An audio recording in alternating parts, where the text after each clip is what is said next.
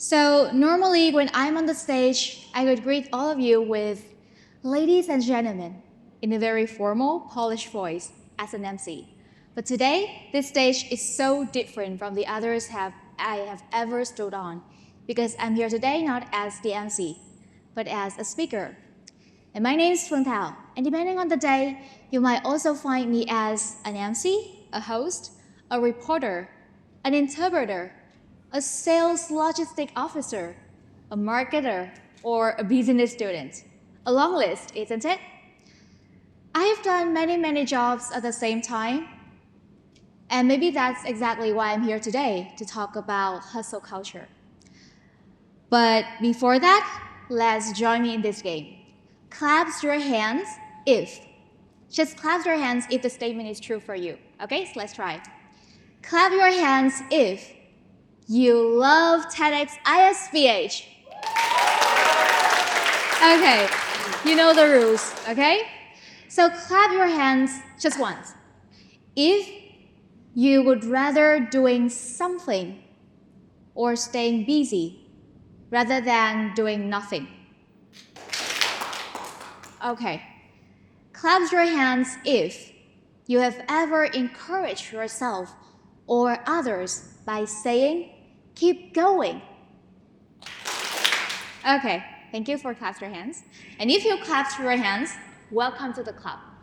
You know, the keep going mindset, it's not just me, not just you, it's everywhere. Even with the fish Dory.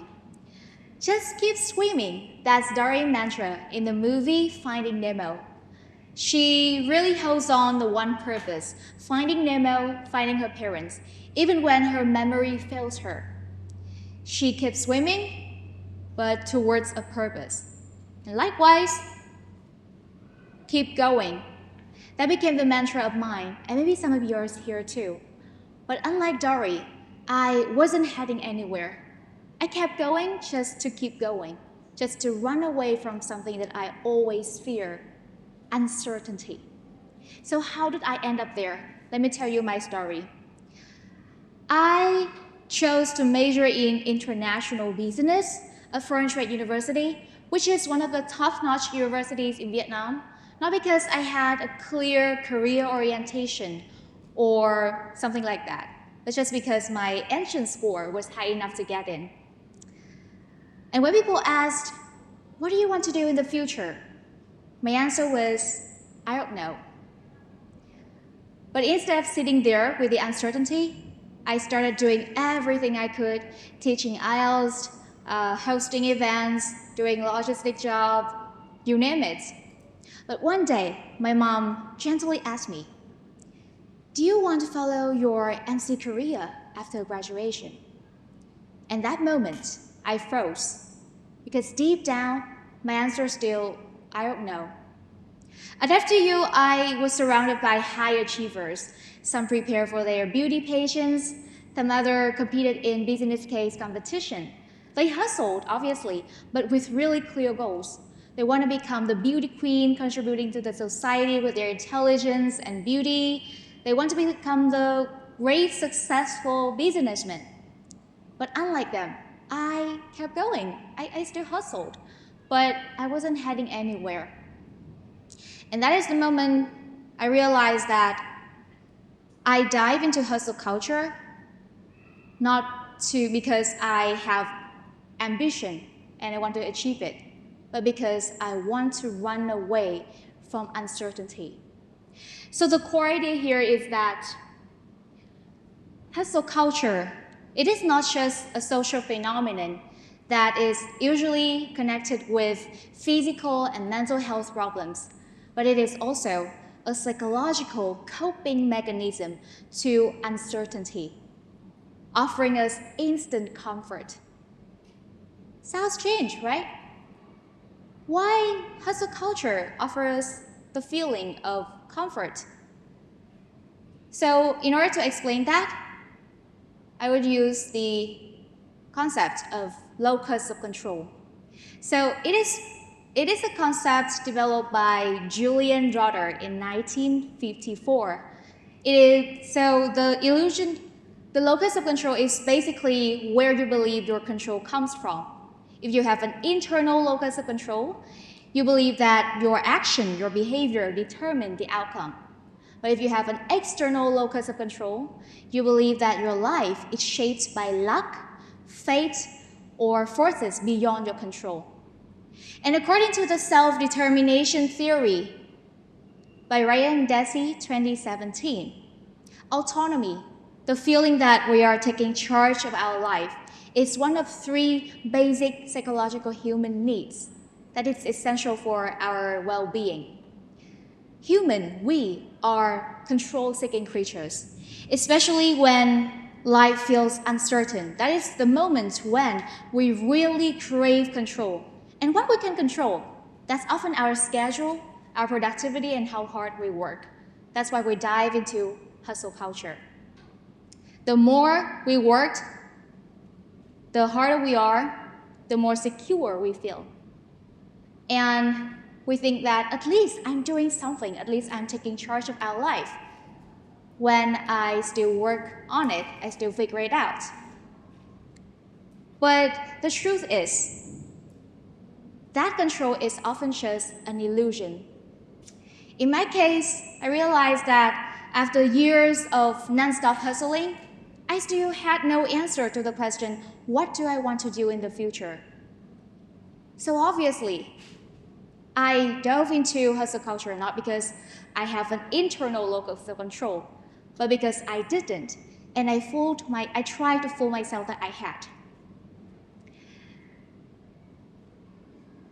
So, how can we break free from that hustle culture? It is like an endless cycle. So how do we get out of that? The breakthrough, the result, come from a place that you might not expect, the US Air Force. Colonel John Boyd has developed a really powerful decision-making tool called the TheODA Loop. It is originally used by fighter pilots in high-speed combat environments, but it is surprisingly useful in this case if we want to break free from the hustle culture cycle. So let's break that down, not in the cockpit, but in real life. The first O stands for observe. So in combat, the fighter pilots need to observe the surroundings, the enemy's movements, signals from allies, or the terrain ships. So the same thing goes with our life. We need to observe ourselves, our feelings, and our behaviors. We need to answer the question, are we hustling because we want to, or because we fear to stop? If we stop, which hard feelings, which harsh emotions we fear will surface? And how do we feel when we hustled? And for me, my observed moment went when my mom asked me, do you want to follow your MC career after graduation? Because this is when all the buried feelings that I fear, self-doubt, self-suspicion, or even depression, everything surfaced. That is not just clarity, it is confrontation. It is when I dare to confront the truth that I have a lot of harsh feelings if I stop working. That is the observed moment. And thank you, my mom, for leading me through that moment. The second O, orient. So after having confronted with every harsh feelings, we need to orient. Orient here means decoding the behaviors, decoding ourselves, decoding the feelings that we have confronted.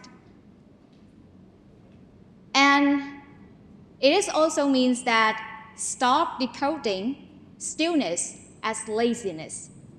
We need to match the feelings with each type of works. How do we feel when we do this one? How do we feel when we do another one? Busy but energetic, or busy but exhausted. That is when we reclaim and redefine our own feelings. Then come to the next step, decide. Decide doesn't mean like knowing your final step and making the really final decision. It is just like deciding on your next step after the observation and orientation phase. And for me, in this case, I have decided on my strengths, my weaknesses, my core values. After observation and orientation, I tried to answer the question, which core values, which strengths am I having? And for me, after doing many jobs at the same time, I realized that my core value is connecting with people. Not just through the NC scripts, not just through the microphones, but through stories, emotions, and shared humanity. That's me, not just the work. And at the end, act.